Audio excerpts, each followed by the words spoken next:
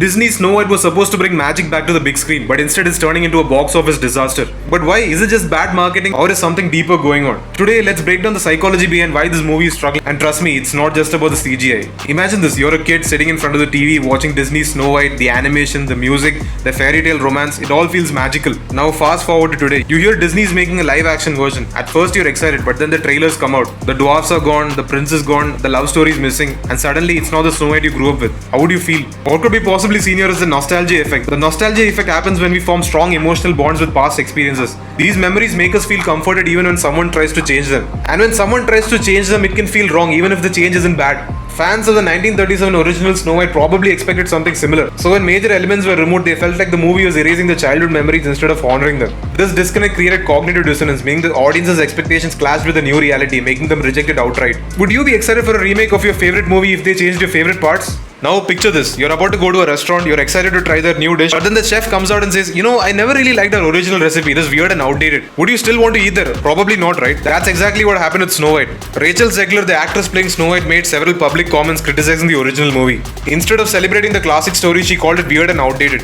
Now also what could be possible here is the expectation bias. Expectation bias means that when we already have a strong opinion about something, we tend to look for proof that confirms our beliefs. Because audiences had already seen negative comments from the lead actress, they expected the movie to be bad. Instead of watching with an open mind, they focused on every flaw, making it even harder for the film to win people over. Now let's be clear, stories evolve over time, but when audiences feel like changes are being made just for the sake of it, they push back. And that's exactly what happened here. Disney removed the prince and the romance from the story, saying the Snow White doesn't need to be saved. They replaced the 7 dwarfs with a new group of magical creatures. Many fans felt like these changes were forced and took away the heart of the story. What could be possibly seen here is the reactance theory. It says that when people feel like their choices are being taken away, they push back against it even if the change isn't harmful. Many Disney fans didn't ask for these changes. Instead of feeling like they were included, they felt like the studio was telling them what to think. This created resistance, making people reject the movie before it even premiered. Do you think classic stories should be modernized or should they stay true to their original versions? Now imagine this. You ever meet someone and immediately get a bad vibe? That's what happened with Rachel Zegler. Whether fair or not, people felt she was unlikable and that negativity spread to the entire film. So what we could possibly see here is the halo effect. The halo effect is when we judge something based on one strong impression, good or bad. Because people disliked Zegler's comments, they assumed the entire movie would be bad. Even those people who might have liked the film didn't give it a chance.